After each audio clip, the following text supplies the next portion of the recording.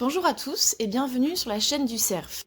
Nous avons l'honneur de recevoir aujourd'hui Jean-Yves Le Gallou, un combattant politique et métapolitique depuis presque un demi-siècle. Ancien député européen, il anime aujourd'hui la fondation Polémia. Il est également le cofondateur de l'Institut Iliade. Le thème de notre entretien d'aujourd'hui portera sur identité française ou identité européenne. Alors la première question que je vais vous poser, c'est que pensez-vous déjà de l'Union européenne d'aujourd'hui? Ce qui me paraît le plus critiquable, c'est l'idéologie qui anime les dirigeants de l'Union européenne, qui anime l'Union européenne, qui est une idéologie, comme l'idéologie d'ailleurs qui anime les dirigeants français, c'est une idéologie immigrationniste, déconstructionniste, et c'est une idéologie mondialiste. Et par conséquent, toutes les politiques qui sont conduites, ou l'immense majorité des politiques qui sont conduites par l'Union européenne, comme d'ailleurs par le gouvernement français ou le gouvernement allemand ou d'autres gouvernements européens, sont des politiques qui vont dans le mauvais sens. Et le problème principal que je vois à ces institutions, c'est pas tant l'organisation institutionnelle que l'idéologie qui anime ces institutions, idéologie qu'on retrouve d'ailleurs dans les trois principales institutions de l'Union européenne, que ce soit la Commission européenne, le Parlement européen ou le Conseil européen ou le Conseil des ministres européens. C'est la même idéologie qui s'impose, comme c'est la même idéologie qui s'impose dans les gouvernements des différents États européens, à quelques exceptions près, comme le gouvernement hongrois, le gouvernement polonais ou le gouvernement tchèque, pour faire simple, les pays de l'Europe de Visegrad, c'est-à-dire les anciens pays qui ont été sous la domination du bloc soviétique. D'accord. Et donc d'après vous, qu'est-ce qu'il faudrait faire pour réformer du coup ces institutions européennes? Alors, je ne me place pas dans une perspective de réforme des institutions européennes. C'est un peu comme si vous me demandiez qu'est-ce qu'il faudrait faire pour réformer les institutions françaises. Je pense qu'il faut changer le cadre idéologique dominant. Il faut changer l'idéologie qui anime ces dirigeants beaucoup plus que modifier les institutions dans un sens ou dans un autre qui ne changerait rien de fondamental si on ne changeait pas l'idéologie, l'orientation dominante. C'est-à-dire qu'une Union européenne qui aurait à sa tête des gens qui pensent comme Orban ou comme un certain nombre de dirigeants tchèques ou polonais ferait aller l'Union européenne et l'ensemble des pays européens dans la bonne direction. Le problème principal pour moi, c'est d'abord un problème d'orientation politique et d'orientation idéologique. Et je prends un exemple, l'Union européenne subventionne des myriades d'associations immigrationnistes, LGBT, déconstructionnistes, mondialistes, et j'en passe, mais ces mêmes associations qui sont subventionnées par l'Union européenne sont subventionnées par l'État français, par l'État allemand et par les régions et même les municipalités. Donc c'est un système global dont c'est vrai, l'Union européenne apparaît un peu au sommet, et c'est vrai aussi que plus un pouvoir s'éloigne de la base, plus un pouvoir s'éloigne du peuple, pire il a tendance à être. C'est-à-dire qu'un maire est souvent quand même plus au contact de la réalité de ses électeurs que ne l'est un président de région ou un chef de gouvernement, et a fortiori des dirigeants de l'Union européenne qui sont un peu satellisés à Bruxelles. Donc c'est pire parce que c'est plus loin, mais la direction générale est la même à tous les échelons. Et donc ce qu'il faut, c'est un changement de cap politique et un changement de cap idéologique. Ce n'est pas un problème d'institution. Enfin, de mon point de vue, ce n'est pas un problème institutionnel. Ou c'est secondairement un problème institutionnel, de même qu'en France, les problèmes sont secondairement institutionnels. Puis de toute façon, les traités sont très durs à changer parce qu'il faut l'unanimité de tous les pays européens. Donc si on voulait changer les traités en eux-mêmes, c'est quasiment... Oui, mais alors vous savez, les traités, ils disent beaucoup de choses. Il y a notamment un certain nombre de principes généraux. Mais les principes généraux, ça dépend comment on les interprète. Qu'est-ce qu'on met devant un principe général plutôt qu'un... Est-ce qu'on met un principe général devant plutôt qu'un autre, ou l'autre plutôt que devant? Et donc, et si vous voulez, on voit d'ailleurs très bien qu'il y a un certain nombre d'États européens qui arrivent très bien à conduire leur politique indépendamment de l'orientation générale de l'Union européenne. Quand M. Orban a voulu fermer ses frontières, il a fermé ses frontières. Il s'est fait engueuler. Le paradoxe d'ailleurs, c'est qu'Orban a été critiqué quand il a fermé les frontières de la Hongrie en 2015-2016, au moment de la grande vague d'invasion migratoire, alors que paradoxalement, il appliquait le traité de Schengen, puisque le traité de Schengen, c'est la libre circulation à l'intérieur de l'Union européenne, mais c'est la protection des frontières extérieures à l'Union européenne. Et quand on voit, par exemple, dans le cas de la France, une partie des passages d'entrée de l'extérieur de l'Union européenne, 20% des entrées de l'extérieur de l'Union européenne ne sont pas contrôlées en France. C'est pas, en l'occurrence, la faute de l'Union européenne, c'est la faute du gouvernement français qui ne met pas à ses frontières des moyens suffisants pour contrôler, je parle là des entrées extérieures à l'Union européenne. Et il y a probablement d'autres États qui ne mettent pas non plus les moyens suffisants et nécessaires pour contrôler les frontières. Mais c'est un problème qui ne dépend pas directement des institutions européennes, mais de la politique des États et de la politique menée aussi par l'institution européenne, par les institutions européennes. C'est pas un problème d'institution, c'est secondairement un problème d'institution. Alors, donc, les pays de l'Union européenne, donc, au vu de leurs intérêts divergents et de leurs souverainetés respectives, peuvent-ils vraiment avoir un destin commun, finalement? Écoutez, malheureusement, pour le moment, ils sont en train d'avoir un destin commun, c'est d'être submergés. D'être submergés par l'invasion migratoire, d'être submergés par l'infracanisation, d'être submergés par l'islamisation. Donc, malheureusement, ils risquent d'avoir un destin commun. Et aujourd'hui, franchement, le problème des Français, pour moi, c'est pas les Allemands. Le problème des Belges, c'est pas les Anglais. Le problème de tous les Européens, qu'ils soient français, qu'ils soient allemands, qu'ils soient anglais, qu'ils soient belges, que sais-je encore, c'est de sauvegarder leur identité et leur civilisation, alors qu'aujourd'hui, il y a une colonisation par des minorités de plus en plus nombreuses, de plus en plus agressives, et venant d'ères civilisationnelles tout à fait différentes de celles de l'Europe. Et donc le problème du destin commun des Européens aujourd'hui, il est très simple, c'est de rester européen. Pas rester européen en tant qu'appartenant aux institutions européennes, non, de rester européen en tant que peuple. Là, je vais citer le général de Gaulle, en tant que peuple de race blanche, de religion chrétienne, et de mœurs et de coutumes européennes. Voilà, c'est ça le problème du destin commun des Européens. Bon, et les divergences d'intérêts qu'il peut y avoir, bien sûr, entre l'Italie et la France, entre la France et l'Allemagne, ou entre la France et l'Espagne, elles existent, bien sûr, mais elles sont moins importantes que ce changement, ce grand remplacement ethnique et civilisationnel. Alors pour faire une transition, je vais parler maintenant de la Turquie, le problème de la Turquie. Oui. En effet, l'absence de réaction face aux agressions de ce pays ne démontre-t-elle pas les limites d'action en commun des Européens? L'absence de réaction vis-à-vis de la Turquie s'explique globalement par la faiblesse vis-à-vis des puissances musulmanes.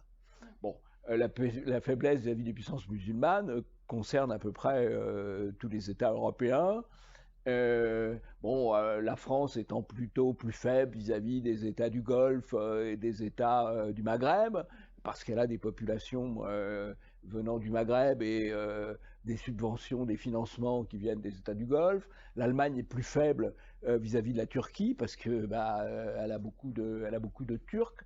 Alors c'est quand même très intéressant la question que vous posez si on l'inscrit dans la perspective historique. Dans la perspective historique, l'Europe, ça fait 14 siècles qu'elle est opposée à l'islam. Et ça fait 14 siècles que les Européens ont combattu globalement ensemble, avec des petits écarts, bien sûr, des petites faiblesses, des petites divergences, bien sûr, ont combattu ensemble les tentatives d'implantation musulmane en Europe. Il y a eu d'abord la période de la Reconquista, l'Espagne, entre le 7e et le 15e siècle. Hein. C'est long quand même, c'est long. Mais dans cette bataille de la Reconquista, il y avait bien sûr des Espagnols, mais aussi des chevaliers venus de tous les pays européens. Beaucoup de pays européens, en tout cas de France notamment. Et puis, il y a eu, depuis, on va dire 5 siècles, 6 siècles, il y a eu des oppositions avec l'Empire ottoman. Voilà. Et au fond, aujourd'hui, l'islam tente de reprendre sa progression en essayant de reconquérir une partie de l'Espagne, en voulant reconvertir la cathédrale de Cordoue en grande mosquée, par exemple, où à l'Est, on voit très bien que la Turquie progresse. Elle a d'ailleurs progressé avec l'aide des États-Unis d'Amérique, puisque les guerres de Yougoslavie ont consisté à implanter des États musulmans en Europe avec l'aide des Américains et l'aide de la Turquie. C'est ça le véritable problème. Les Européens se sont opposés pendant 14 siècles à l'islam, ils doivent continuer à le faire. Et effectivement, les réactions vis-à-vis de la Turquie ne sont pas à la hauteur de ce qu'elle devrait être, et il devrait y avoir un soutien beaucoup plus important des Grecs qui sont en première ligne, d'autant plus que le problème de la Grèce, c'est que c'est une foultitude d'îles et que c'est très difficile de défendre les frontières d'une foultitude d'îles qui sont situées d'ailleurs à quelques kilomètres de la Turquie. Mais il y a une grande faiblesse vis-à-vis des Turcs, qui s'explique en partie pour des raisons de clientélisme politique en Allemagne, mais clientélisme politique aussi en France, où vous avez des centaines de mosquées sous influence turque et qui négocient les votes avec les maires en place, qui soient LR ou de gauche, voilà. Et donc ils ont une influence intérieure grâce à cette sorte de 5e colonne qui est l'immigration, et dont M. Erdogan joue à fond. Je vais passer maintenant à une question d'ordre plutôt géographique. En effet, si l'Europe existe, où commencent et où s'arrêtent ses frontières? Et des pays comme la Russie ou l'Arménie en font-ils partie? Alors, les frontières vraiment, ça c'est un sujet, il peut y avoir des différentes versions. c'est dur à définir. Voilà, alors on va donner différentes versions. Des versions où je pourrais vous dire que la Nouvelle-Zélande est européenne. Voilà, on va revenir. Alors, si vous voulez, si on prend une définition géographique. Ouais. Géographique, là il y a une définition qui est quand même assez claire. L'Europe, c'est au fond la petite péninsule du continent asiatique. Ça commence à Brest et ça va peut-être pas jusqu'à Vladivostok, mais ça va jusqu'à l'Oural. Oui. Ça, c'est la définition géographique. Ça exclut la Turquie, à l'exception de la petite partie de la Turquie qui se trouve en Europe. Ça exclut aussi, au sens géographique, l'Arménie. D'accord. Bon. Après, si on raisonne du point de vue de l'Europe, c'est là où il y a des Européens de civilisation, on retrouve une définition, si on raisonne en termes de civilisation européenne, on peut avoir une définition plus large, puisque effectivement, on peut sans doute mettre l'Arménie, on peut mettre les États-Unis, on peut mettre l'Australie et la Nouvelle-Zélande, qui sont des pays de culture et de civilisation européenne, mais évidemment qui sont dans des aires géographiques et géopolitiques différentes. La Russie est aussi européenne, même si à l'intérieur de l'Europe, on peut distinguer, c'est ce que Huntington avait fait dans son livre sur le choc des civilisations, l'Europe catholique ou protestante et l'Europe orthodoxe, voilà, qui est une frontière qui n'est pas sans importance, mais moins importante évidemment que la frontière qu'il peut y avoir entre l'islam et l'Europe, et même l'islam et les autres, parce que l'islam est en conflit, quel que soit l'endroit où l'islam se trouve. L'islam se trouve en rapport avec les bouddhistes, qui sont quand même pas les pires, agressifs, enfin, c'est pas la réputation qu'ils ont, il y a un conflit. Ils se trouvent en contact avec les hindouistes, il y a un conflit. Ils se trouvent en contact avec les Chinois, il y a un conflit. Ils se trouvent en contact avec les Européens, il y a un conflit. C'est partout, ce qui est assez logique d'ailleurs, puisque c'est une religion guerrière et expansionniste. Donc c'est pas tellement anormal qu'ils soient en conflit avec la terre entière. Voilà. Mais les autres résistent un peu mieux. Les Indiens savent davantage se faire respecter, je trouve, que les Européens. On a peut-être des leçons à aller chercher du côté de M. Modi. Alors maintenant, on va parler de l'identité européenne. Donc question toute simple, mais qui est assez compliquée, je pense. Existe-t-il pour vous un peuple européen ? Alors, je pense qu'il existe des peuples européens et des nations européennes qui partagent une même civilisation. Voilà. Qui partagent beaucoup plus qu'une même civilisation, qui partagent une même origine ethnique et une même culture, une même civilisation, qui prendra ensuite des formes différentes. J'y reviendrai. Des mêmes origines. D'abord, le peuplement de l'Europe tel qu'il est resté, on va dire, jusque dans les années 1960. Le peuplement de l'Europe, il remonte à 5000 ans.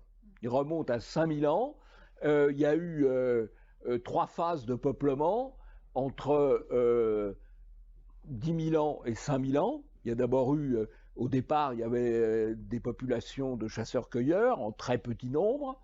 Ensuite est arrivé, il y a à peu près 8000 ans, des agriculteurs venus d'Anatolie, ce qui ne veut pas dire que c'était des Turcs actuels. Et puis, il y a 5000 ans, des populations indo-européennes qui sont arrivées depuis les steppes pontiques, c'est-à-dire le sud de la Russie et l'Ukraine. Voilà. Et c'est ce qui a constitué le socle de l'ensemble des peuples européens, avec des différences du nord au sud. Il y a une différence entre les Italiens et les Scandinaves, mais il y a un fond commun qui remonte à 5000 ans. Voilà. Et qui a amené aussi une culture commune, puisque les Indo-Européens, il y a 5000 ans, ont amené avec eux la langue indo-européenne, qui s'est ensuite divisée en une série de langues germaniques, latines, celtiques, slaves, et puis un modèle de société trifonctionnelle, hiérarchisant et distinguant les fonctions de souveraineté, les fonctions guerrières et les fonctions de production.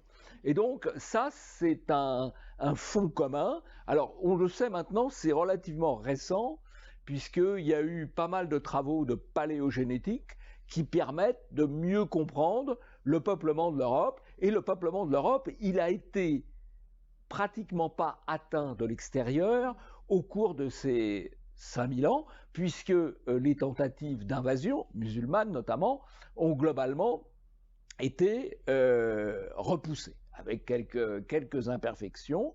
Et donc, alors, il y a pu avoir des migrations internes à l'Europe, mais d'ailleurs relativement modestes, puisqu'on sait ce qu'on appelle en France les grandes invasions, qui ont eu lieu à la chute de l'Empire romain, ont amené des modifications de quelques pourcents dans le substrat de la population française, Et c'est des populations européennes qui venaient retrouver d'autres populations européennes. Typiquement, les Francs sont une population européenne dont une partie des chefs s'est implantée sur le territoire de ce qui était la Gaule romaine et qui est devenue la France. Mais c'est une affaire entre Européens, ça ne change pas fondamentalement.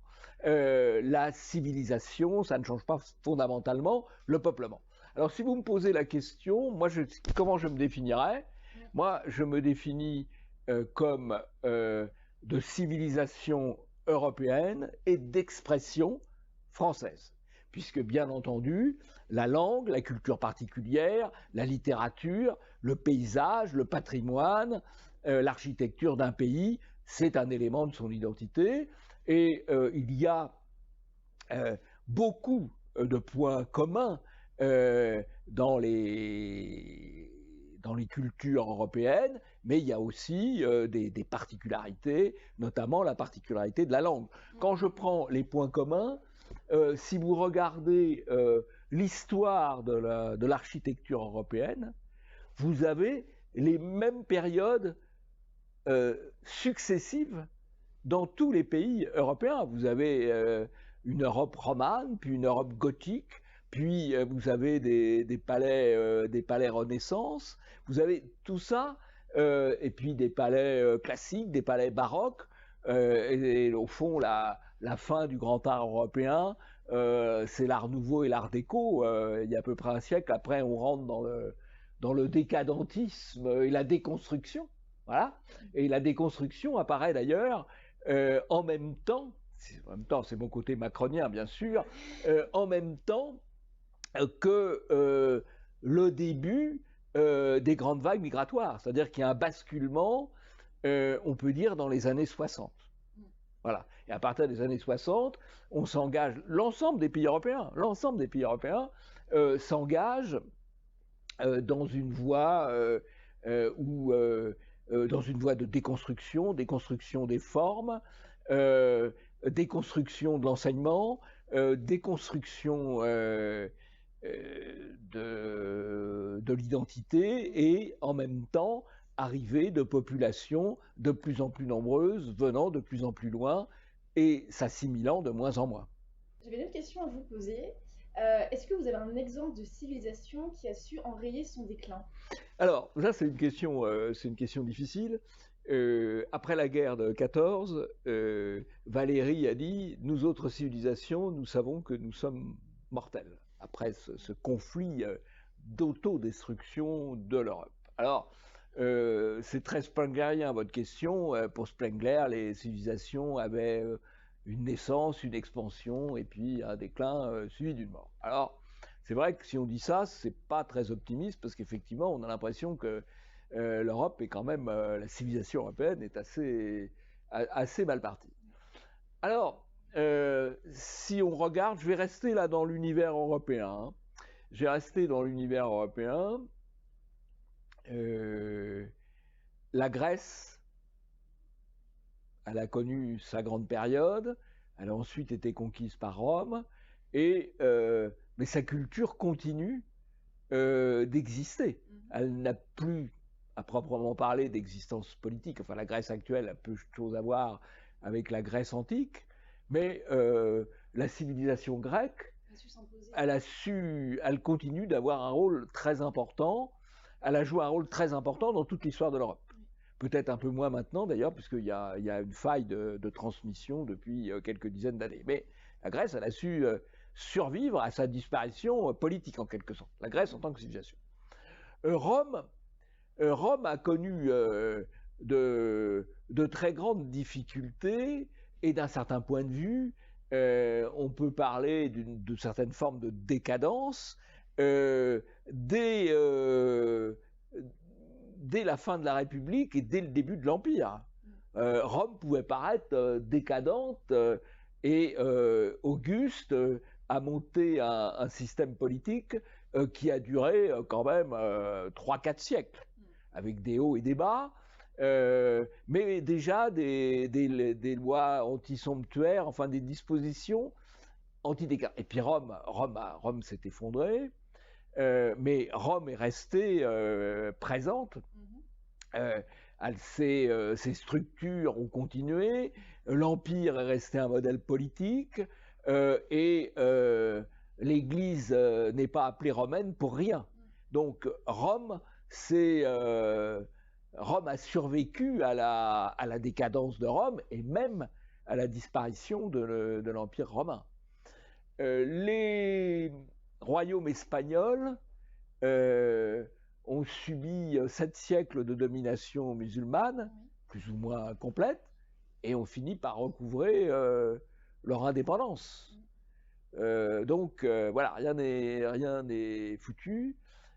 Personnellement, je pense que ce qui est important, c'est l'un des objectifs de l'Institut Iliade, c'est qu'il reste des Européens de sang, des Européens d'origine et des Européens de culture, puisqu'il faut à la fois la matérialité de l'origine et puis la culture. La transmission est absolument essentielle, et il est absolument essentiel que même dans cette période qu'on peut penser comme quelque peu décadente, eh bien, il y a un certain nombre d'hommes et de femmes qui gardent le sang et la mémoire de leurs ancêtres. Et transmettent justement. Et transmettent, bien sûr.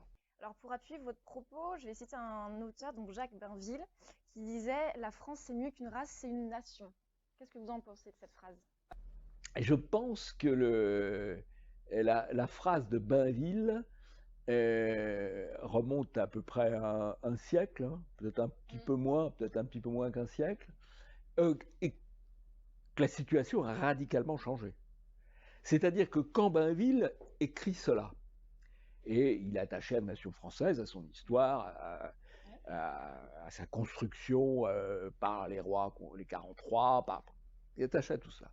Mais quand il écrit cela, 98% de la population française est de race blanche, de culture gréco-latine, de religion chrétienne. Là, je reprends une phrase qui n'est pas de Bainville, qui est de De Gaulle.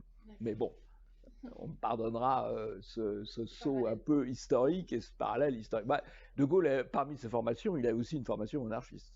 Hein. Donc, quand Bainville écrit cela, au fond, le problème de l'identité française ne se pose pas, puisque tous les Français, en gros, ont la même origine, la même culture, la même... Voilà. Aujourd'hui, c'est tout à fait différent.